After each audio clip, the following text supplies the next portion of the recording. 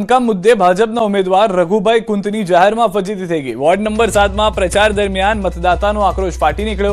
Demolition મુદ્દે મતદાતાએ રઘુભાઈ કુંતને કર્યા તીખા સવાલો। મતદાતાનો આક્ષેપ, તમે કેટલી વાર ડિમોલિશન કરાવ્યું એની મારી પાસે પ્રૂફ છે।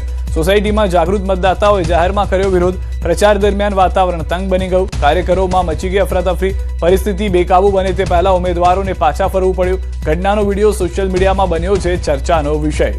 तो વધુ માહિતી મેળવવા માટે પણ પ્રયાસ કરીશું। ગ્રાઉન્ડ ઝીરોથી ન્યૂઝ 18 સંવાદદાતા પણ અમારી સાથે જોડાશે, પરંતુ આ પહેલી ઘટના નથી। આ પહેલા પણ ભાજપના જે ઉમેદવારો છે તેમનો બહિષ્કાર થયો છે, તેમને લઈને લોકોએ સવાલ કર્યા છે। વડોદરા હોય, અમદાવાદ હોય અને હવે સુરતથી પણ એવા દ્રશ્યો જોવા મળી રહ્યા છે કે જ્યાં આગળ ઉમેદવારોને ઊભી પૂંછડીએ ભાગવું પડ્યું હતું।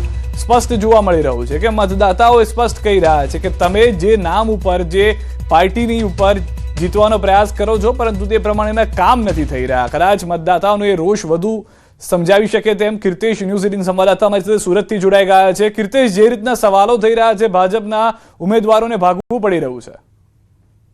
બિલકુલ, સુરતના કતારગામ વિસ્તારની આ ઘટના છે। વોર્ડ નંબર 7માં ઉમેદવાર પ્રચાર કરવા નીકળ્યા હતા ત્યારે ગેરકાયદેસર બાંધકામને લઈને ભાજપના ઉમેદવારને સ્થાનિક લોકોએ ખખડાવ્યા હતા। કહી શકાય ઉમેદવાર રઘુભાઈ કુંતને જાહેરમાં ફજેતી થઈ હતી, કારણ કે આ વિસ્તારમાં ડિમોલેશન મુદ્દે મતદારોએ સવાલ પૂછ્યો હતો। કારણ કે સોસાયટીના એક જાગૃત નાગરિકે સવાલ પૂછ્યો હતો। સોસાયટીના નાકે હોસ્પિટલનું કામ ચાલતું હતું અને આ આગેવાન દ્વારા ભૂતકાળમાં ડિમોલેશન કરાવવામાં આવ્યું હતું। જોકે નંદુ ડોશીની વાડી કતારગામ વિસ્તારમાં સમજુબા હોસ્પિટલને લઈને કાર્યવાહી કરાવી હતી, જેને લઈને જ્યારે મત માંગવા ગયા ત્યારે મતદારોએ સીધા આક્ષેપ કર્યા હતા અને એમને પૂછ્યું હતું કે ભાઈ તમે આ જે લોકોનું કામ થાય તેવી વસ્તુ તોડાવી કેમ હતી, તેને લઈને આ મતદારે ભાગવું પડ્યું હતું। એટલે જે ચોક્કસ સોસાયટીઓમાં બેનરો લગાવ્યા છે કે મત માંગવા આવવું નથી અને જો કોઈ મતદાર અંદર જતો રહે તો લોકોના રોષનો ભોગ બનવો પડે છે। કારણ કે પાછલા 5 વર્ષમાં જે વ્યક્તિઓએ કામ કર્યા છે તેમને આવકાર મળી રહ્યો છે અને જેમને કામ નથી કર્યા તેમને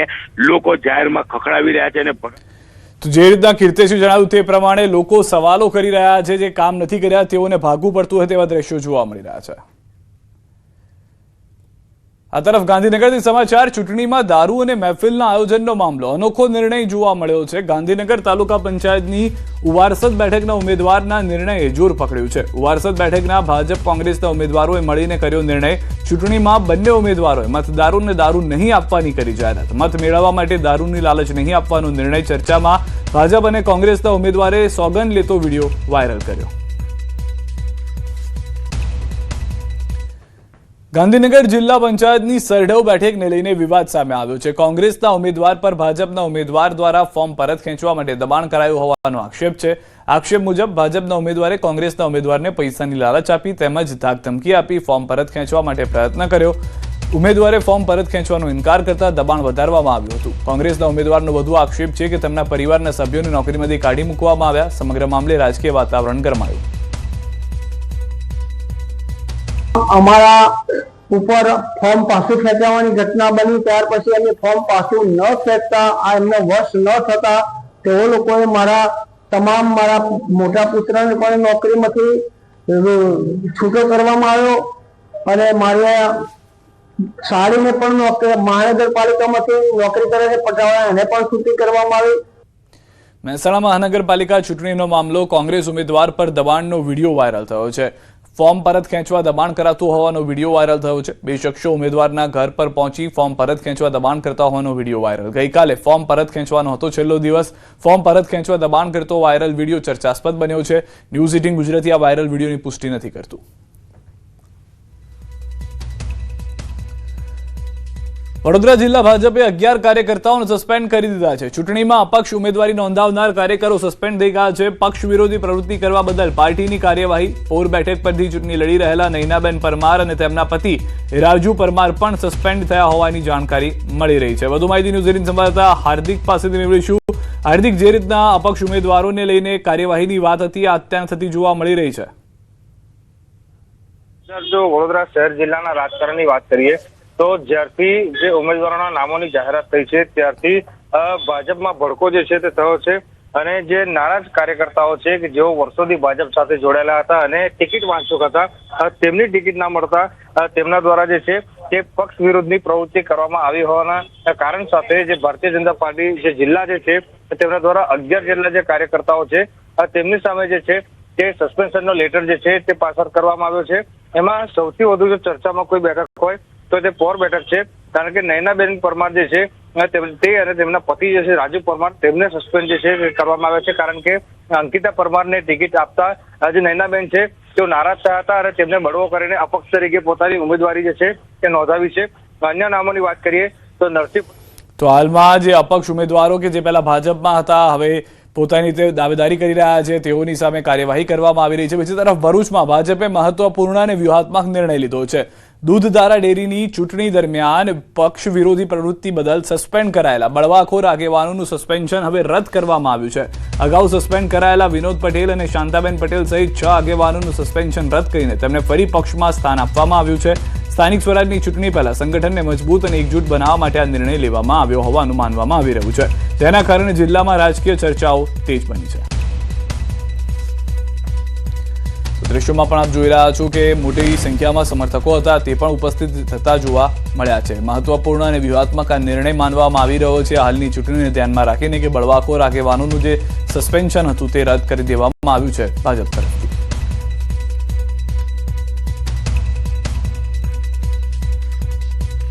મોરબીથી સમાચાર. ભાજપના સંગઠનમાં રાજકીય ફેરફાર. ભાજપ મહિલા મોરચાના શહેર પ્રમુખ અલ્પાબેન કક્કડે આપ્યું છે રાજીનામું. પાર્ટીમાં અવગણના થતી હોવાના આક્ષેપો સાથે રાજીનામું આપ્યું. પૂર્વ કાઉન્સિલર સીમાબેન સોલંકીએ ભાજપ છોડ્યું. પૂર્વ કાઉન્સિલર કૃષ્ણાબેને પણ આપ્યું છે રાજીનામું.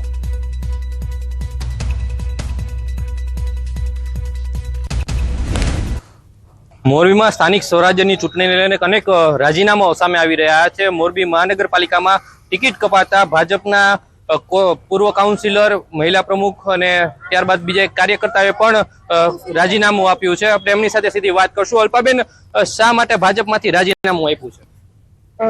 મોરબી શહેર ભાજપ મહિલા મોરચાની પ્રમુખ તરીકે મેં 3 વર્ષ ફરજ બજાવેલી છે. 2 વર્ષ કાર્યકર્તા તરીકે જ્યારે મારા કામ બોલે છે, હું નથી કહેતી, મારું સોશિયલ મીડિયા ચેક કરો. પ્રજા કહે છે કે અલ્પાબેન તમારા આટલા મને 500+ ફોન આવેલા કે બેન કેમ તમારી સાથે આવું થયું, અમને તમારું નામ તો ફાઇનલ જ હતું, તમે રાત્રે 2 વાગે ફોન કરી તો 2 વાગે ચાલુ વરસાદે સ્ટ્રીટ લાઇટના, રોડ રસ્તાના, ગટરના બધા કામ કરેલા છે, તો તમારી સાથે અન્યાય કેમ? એટલે મારે પછી આજે રાજીનામું આપી અને મેં વોર્ડ નંબર 7માં અપક્ષમાં ઉમેદવારી નોંધાવેલી છે. અલ્પાબેન હતા જે મહિલા મોરચાના પ્રમુખ પણ રહી ચુક્યા છે. આપણી સાથે પૂર્વ કાઉન્સિલર છે, એમની સાથે વાત કરશું. સીમાબેન, તમે પણ અપક્ષ ઉમેદવારી નોંધાવી, શા માટે? અમે પક્ષ પાસે ટિકિટ તો માંગી હતી પણ કોઈ કારણોસર એ લોકોએ અમને આપી નથી અને અમારે અપક્ષ ઉમેદવારી નોંધવી જ નહોતી ને કોઈ પક્ષ સાથે પણ નહોતું જોડાવવું, પણ લોકચાહના એવી હતી, લોક લાગણીને માન આપીને અમારે આ પગલું ભરવું પડ્યું અને એટલા માટે જ અમારે અપક્ષ ભરવું પડ્યું છે. તમે પણ રાજીનામું આપ્યું છે, શું વાત છે? આજે અમે અપક્ષ ઉમેદવારી નોંધાવી છે તો પછી પક્ષ સાથે તો અમારા અત્યારે કોઈ જોડાણ છે જ નહીં. જો અપક્ષ જ લડવું છે અને એના માટે પણ અમારે રાજીનામું તો આપી દે અને સ્વેચ્છાએ આપેલું છે. અમે આપણી સાથે અન્ય એક કાઉન્સિલર છે કૃષ્ણાબેન, એને પણ આજે રાજીનામું આપ્યું છે. એકી સાથે 3 રાજીનામા પડ્યા છે. એમની સાથે વાત કરશું. કેમ રાજીનામું આપ્યું છે, કેમ અપક્ષ ઉમેદવારી નોંધાવી છે? બેન, શા માટે રાજીનામું આપવું પડ્યું? રાજીનામું આપવું પડ્યું કેમ કે પક્ષના પ્રોટોકોલ મુજબ જે ભારતીય જનતા પાર્ટીનો પ્રોટોકોલ છે કે ભાઈ તમે પક્ષમાં નથી તો રાજીનામું જોશે, એટલે અમે સ્વેચ્છાએ રાજીનામું આપી દીધું છે. એમને માગેલું નથી પણ અમે અમારી રીતે સ્વેચ્છાએ રાજીનામું આપી દીધું છે. હું પૂર્વ કાઉન્સિલર વોર્ડ નંબર 8માં રહી ચૂકી છું અને મહિલા મોરચા મંત્રી પણ રહી ચૂકી છું, એટલા માટે અમે બંને હોદ્દા ઉપરથી અને સક્રિય સભ્ય ઉપરથી પણ અમે રાજીનામું સ્વેચ્છાએ આપેલું છે. એકી સાથે 3 હોદ્દેદારો, પૂર્વ હોદ્દેદારો અને કાઉન્સિલરે રાજીનામા આપ્યા છે. અસંતોષ મોરબીની અંદર મહાનગરપાલિકાની ચૂંટણી લઈને જોવા મળી રહ્યો છે. કેમેરામેન સાથે રવિ વડાણિયા, ન્યૂઝ 18 ગુજરાતી, મોરબી. ધાનેરામાં ચૂંટણી સમયે ભાજપના નેતા ભુવાજીના શરણે. ભુવાજી પાસેથી ભાજપ આગેવાન સુરેશ પટેલે લીધા જીતના આશીર્વાદ. રમેલમાં જઈને સુરેશ પટેલ વેણ લેતા નજરે પડ્યા. સ્ટેજ પરથી પ્રચાર કરીને કમળને જીતાડવા કરી અપીલ. માતાજીએ જીતનું વેણ આપ્યું હોવાનો પણ દાવો કરવામાં આવ્યો છે. તો અંધશ્રદ્ધાને લઈને જે દ્રશ્યો છે તે ખુદ ભાજપના જ કેટલાક નેતાઓ દ્વારા ફેલાવવામાં આવતા હોય તેવું જોવા મળી રહ્યું છે. સ્ટેજ પરથી કમલને જીતાડવા માટે અપીલ કરવામાં આવી રહી છે. જ્યાં આગળ ભૂવા ધૂણવા જેવી માનતાઓને લઈને લોકો ના પાડતા હોય છે અથવા તો સમજાવવાનો પ્રયાસ થતા હોય છે તે જગ્યાએ પહોંચ્યા છે ભાજપના નેતાઓ. સ્થાનિક સ્વરાજની ચૂંટણીને લઈને તાલુકા તેમજ ગ્રામ્ય વિસ્તારોમાં રાજકીય ગરમાવાના દિવસે ને દિવસે તેજ બનતા જાય છે ત્યારે તાલાલા ગીરના આંકોલવાડી ગામે આમ આદમી પાર્ટી દ્વારા ભવ્ય રેલી બાદ જનસભાનું આયોજન કરવામાં આવ્યું હતું। આ કાર્યક્રમમાં વિસાવદર મત વિસ્તારમાં આપના ધારાસભ્ય ગોપાલ ઇટાલિયા મુખ્ય આકર્ષણ રહ્યા હતા। તેમણે સ્થાનિક આગેવાન અને કાર્યકરો સાથે રેલી યોજી ગામમાં શક્તિ પ્રદર્શન કર્યું અને મોટી સંખ્યામાં એકત્રિત થયેલી જનમેદનીને સંબોધી હતી। સાથે જ ફોર્મની ખેંચતાણ પર ઇટાલિયાએ કહ્યું કે ફોર્મ ખેંચતાણમાં હિન્દી ફિલ્મો જેવા દ્રશ્યો સર્જાયા। हिंदी फिल्म में गुंडा ने हीरो नो जाके हम हानि हवाहबी बोलते ने एना करता વધારે हवाहबी काल बोली। हिंदी फिल्म जेવો सीन થઈ ગયો। ગાડીઓ આમ દોડે, માણસો આમ દોડે, કેમેરા વાળા। સુરત મહાનગરપાલિકા ચૂંટણીનો જંગ। સુરત મનપાની ચૂંટણીમાં ભાજપનો પ્રચાર પૂરજોશમાં। પ્રચાર દરમિયાન ધારાસભ્ય કુમાર કાનાણી બન્યા આકરા। આમ આદમી પાર્ટી પર કુમાર કાનાણીએ માર્યા ચાપખા। આમ આદમી પાર્ટીને જુઠ્ઠાણાઓની પાર્ટી ગણાવી। આમ આદમી પાર્ટીના કાર્યકર્તા કહે છે કુમાર કાનાણી પત્ર લખે છે પરંતુ અધિકારીઓ કોઈ સાંભળતા નથી, જેના જવાબમાં કુમાર કાનાણીએ કહ્યું કે પત્ર લખીએ છે ત્યારે તાત્કાલિક કામ થાય છે। ઘણા બધા લખ્યા, બધા પત્રની વાત નહીં કરું, સમય નથી, પણ આવકના દાખલા માટે લાઈનો લાગી હતી। મેં સાંજે 4 વાગે પત્ર લખીને ફોન કર્યો તો પત્ર મોકલાવું છું। રાતના 2 વાગે લોકોની લાઈન લાગે છે, તડકો છે, વ્યવસ્થા નથી। સાહેબ સવારે 9 વાગે મંડપ નખાઈ ગયા, ઠંડા પાણી મુકાઈ ગયા, આ કઈ લાઈટ બંધ થઈ ગયા। આ પરિણામ નથી તો શું છે? વડોદરામાં પહેલીવાર ભાજપે જિલ્લા પંચાયતની 4 બેઠક બિનહરીફ જીતી છે, જેને લઈને ભાજપ દ્વારા બિનહરીફ ઉમેદવારો સાથે શક્તિ પ્રદર્શન કરાયું હતું। પ્રભારી ડોક્ટર ઋત્વિજ પટેલ જિલ્લા ભાજપ માટે ચાણક્ય સાબિત થયા। પહેલીવાર જિલ્લા પંચાયતની 4 બેઠક ગુતાલ, જરોદ, ચોરંદા અને રણોલી બિનહરીફ થઈ છે। તાલુકા પંચાયતની 19 નગરપાલિકાની 17 બેઠક મળી 40 બેઠકો ભાજપે બિનહરીફ જીતી લીધી છે। સમગ્ર જિલ્લામાં કેસરિયા લહેર વ્યાપી છે, કારણ કે જિલ્લા પંચાયતની 4 સીટ, તાલુકા પંચાયતની 19 સીટ અને નગરપાલિકાની 17 સીટ વડોદરા જિલ્લા ભાજપને બિનહરીફ મળી છે, જે આજ સુધીના ઇતિહાસમાં અમારા માટે એક ગૌરવ। આ માટે જે કંઈ પ્રયત્નો થયા છે એમાં અમારા જિલ્લાના પ્રભારીશ્રી, અમારા સાથી મહામંત્રીઓ, અમારા જિલ્લાના ધારાસભ્યશ્રીઓ અને અમારી જિલ્લાની સમગ્ર ટીમે જે કંઈ કાર્ય કર્યું છે અને હું ખૂબ ખૂબ અભિનંદન। હવે 40 બેઠકો બિનહરીફ કરવામાં સફળ રહ્યા છીએ ત્યારે એક વાત બહુ સ્પષ્ટ છે કે કોંગ્રેસ હતાશ અને નિરાશ છે। ચૂંટણીના જંગમાં જંગ શરૂ થાય એ પહેલા કોંગ્રેસ હારી ચૂકી છે અને એટલે જ તમે ગઈકાલે જે કંઈ પણ ઘટનાઓના સાક્ષી બન્યા એ તમામ ઘટનાઓ એ એમની હતાશા અને નિરાશાનું પરિણામ છે। ભરૂચ શહેર કોંગ્રેસ દ્વારા નગરપાલિકા ચૂંટણી માટે ઉમેદવારોની ફાઇનલ યાદી જાહેર થતા રાજકીય માહોલ ગરમાયો। દબાણ અને ધાકધમકી વચ્ચે અડીખમ રહી ઉમેદવારી નોંધાવનાર ઉમેદવારોનું સન્માન કરવામાં આવ્યું। પક્ષને વફાદાર કાર્યકરોને તક આપતા એકતા અને વિશ્વાસનો સંદેશ આપવાનો પ્રયાસ કર્યો। નેતાઓએ ટિકિટ વહેંચણી દરમિયાન મતભેદ સ્વાભાવિક ગણાવી સંગઠન મજબૂત કરવાની વાત કરી। સાથે જ મુમતાજ પટેલના પ્રચારમાં જોડાવાને લઈને પણ સકારાત્મક સંકેત આપવામાં આવ્યા છે। જે ઉમેદવારો પર સામ દાન અને પદ્ધતિ અપનાવીને ઉમેદવાર પાછું ખેંચવાનું જે ભાજપની સરકાર દ્વારા પ્રયત્ન કરવામાં આવેલો તેની સામે જબરજસ્ત તાકાતથી ઉભા રહીને ફોર્મ પાછું નથી ખેંચાયું, નક્કી છે એવા લોકોને સન્માન કરવાનો પ્રોગ્રામ રાખવામાં આવેલો। તો મુમતાજબેન પણ ભરૂચ જિલ્લાના બેટી છે, ભરૂચ જિલ્લાની એ છે, અહમદ પટેલની દીકરી છે, એ પોતે પણ પ્રચાર કરવા ખુદ જ આવવાના છે। એમાં આશા રાખવાનો પ્રશ્ન નથી, એમની ફરજ પર છે, અમારી ફરજ છે કે અમે પ્રચારમાં બોલાવીએ એટલે આવવાના છે। તો ભાવનગરમાં હાઈ વોલ્ટેજ રાજકીય ડ્રામા જોવા મળ્યો છે, જ્યારે શહેર કોંગ્રેસ પ્રમુખ સામે કોંગ્રેસના જ ઉમેદવારના અપહરણની એફઆઈઆર નોંધાતા પરિસ્થિતિ ગરમાઈ હતી। શહેર કોંગ્રેસ પ્રમુખ લાલભા ગોહિલ પર અપહરણના આક્ષેપ સાથે ફરિયાદ નોંધાઈ, જેના પગલે તેમની ધરપકડ કરવામાં આવી હતી, પરંતુ લગભગ 6 કલાકથી વધુ ચાલેલા ઘમાસાણ બાદ તેઓ પોલીસ કસ્ટડીમાંથી મુક્ત થયા। તે બાદ શહેર કોંગ્રેસ કાર્યાલયમાં હર્ષનો માહોલ છવાઈ ગયો અને મહિલા કોંગ્રેસ કાર્યકર્તાઓ દ્વારા લાલભા ગોહિલને હાર પહેરાવી તિલક કરી તેમનું સ્વાગત કરાયું। આ દરમિયાન લાલભા ગોહિલે કોંગ્રેસના આગેવાનો, કાર્યકરો અને સમગ્ર સંગઠનનો આભાર માન્યો હતો।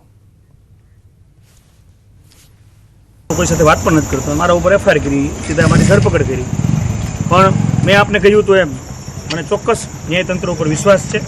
આમાં બીજું આમાં મારો કોઈ રોલ નથી.